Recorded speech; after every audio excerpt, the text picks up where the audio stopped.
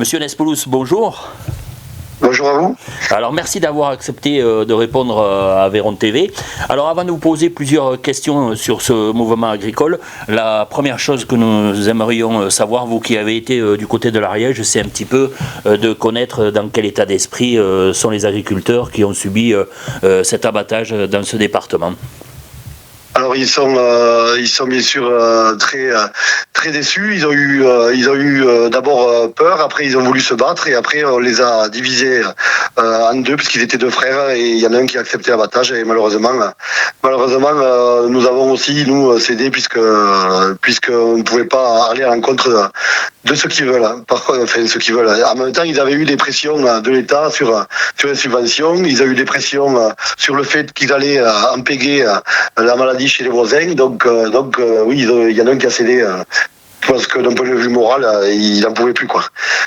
Ensuite, j'aimerais parler de ce qui s'est passé en Ariège et je vous donnerai, si vous voulez, le contact d'un agriculteur aveyronnais qui était sur place. D'accord. C'est les scènes qu'on a pu voir de guerre, carrément, sur une exploitation ariégeoise, sont inadmissibles. D'accord. Justement, par rapport à ce sujet, on a pu voir, et nous l'avons relayé également sur Aveyron TV, la réaction de la ministre de l'Agriculture, Annie Genevard, qui pour le moment persiste dans sa position sur l'abattage collectif. Elle persiste en disant que ça marche. Par contre, moi, je persiste en disant que ça ne marche pas. Aujourd'hui, la maladie échappe. Elle était en Ariège. La même journée, on apprend qu'il y a 2 cas en Haute-Pyrénées et le lendemain, un autre dans la Haute-Garonne. Là, c'est hors de contrôle. En plus, maintenant, ils vont chercher, ils vont trouver. Pour une maladie qui est bénigne, finalement, puisque on est à 5% de perte. Et encore, je me demande, parce qu'avec des vaches françaises comme on a chez nous, ce n'est pas le cas. J'ai eu Madame Lhomme du Doubs, là, où vous avez vu aussi les affrontements. Oui. Cette dame, elle m'a dit que finalement, ils se sont aperçus que la maladie traînait dans le troupeau depuis 1 mois. Elle a 85 bêtes. Sur 85 bêtes, il n'y en a aucune qui est morte. C'était des asymptomatiques. Donc, la maladie peut se diffuser et ne pas tuer. Normalement, si on écoutait leur expert, il y aurait dû avoir au moins 4 vaches de mortes. Ce n'est pas le cas. D'accord. On va se faire aussi l'avocat du diable par rapport à Aveyron TV. Alors, on parle d'abattage collectif par rapport aux positions du gouvernement français. Ce qu'on a du mal à comprendre, nous, dans notre position en tant que citoyens, c'est abattage, oui, ce n'est pas dangereux pour l'homme. On ne comprend pas à ce moment-là pourquoi tout ce qui est abattage n'est pas redistribué dans l'alimentaire. Parce qu'ils ont peur de déplacer les animaux et qu'en allant à l'abattoir, il y ait une mouche qui vole et qui aille dans une exploitation croisée sur la route. Grosso modo, c'est ça. C'est complètement ridicule, et encore une fois, mais c'est ce protocole. Ce protocole, il est européen. Par contre, la gestion, elle est au niveau de l'État.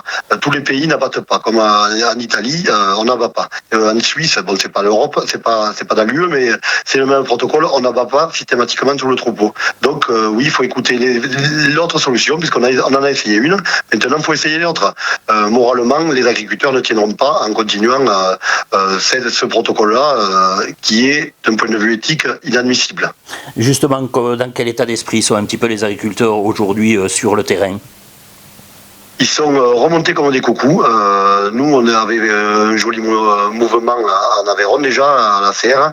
Maintenant, on a des nouvelles têtes, des gens qu'on n'avait jamais vus, des gens qu'on ne croirait jamais qui sortiraient de leur ferme pour revendiquer. On voit que leur peur est sur leur visage.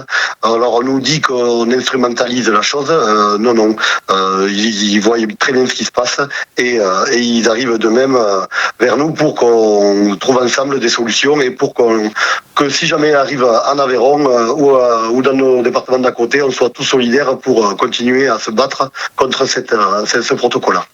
Surtout que là, ce que l'on voit, nous, de notre côté, avec un œil, un regard extérieur, c'est qu'il y a une confrontation entre vous qui êtes sur le terrain et qui voulez défendre un petit peu les animaux, et aujourd'hui, une position que certaines ne comprennent pas, par exemple de la FNSA ou des jeunes agriculteurs.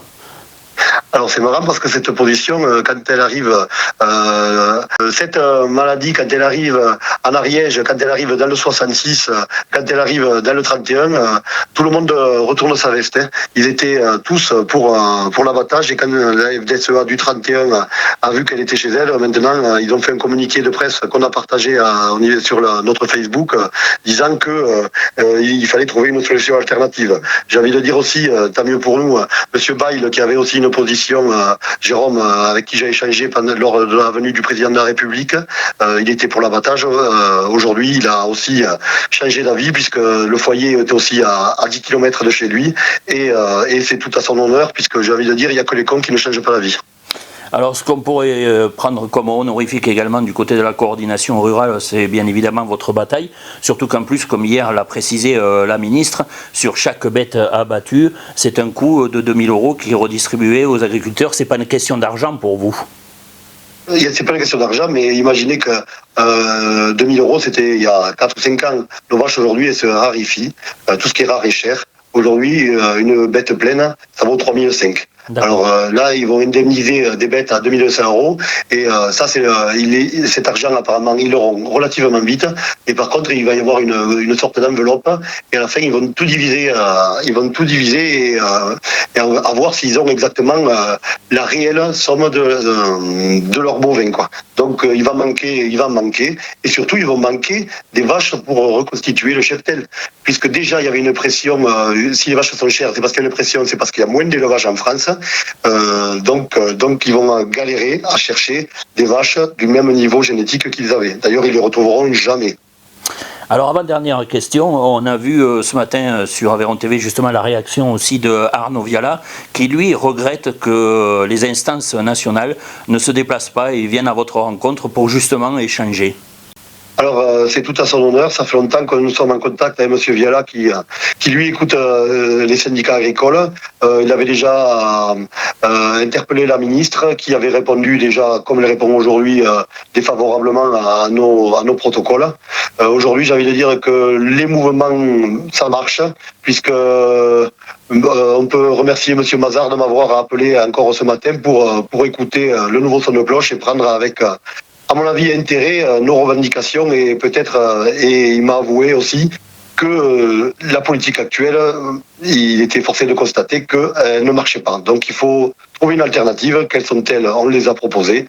Ensuite, on sait très bien que M. Alexandre aussi est contre les abattages, puisque son parti est depuis le début contre les abattages.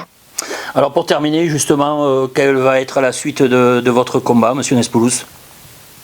Alors la suite de mon combat, ça va être, j'ai envie de dire de notre combat, oui. Ça va être de faire bouger la ligne, de demander l'arrêt de l'abattage, de demander la déclassification de la maladie, de revoir le protocole sanitaire européen de fond en comble. Il faut changer carrément de logiciel parce que là, à force de vouloir laver plus blanc que blanc avec des maladies qui arrivent d'Afrique, avec un réchauffement climatique, on n'a pas fini de vouloir tuer des animaux, j'ai envie de dire, presque gratuitement, quoi.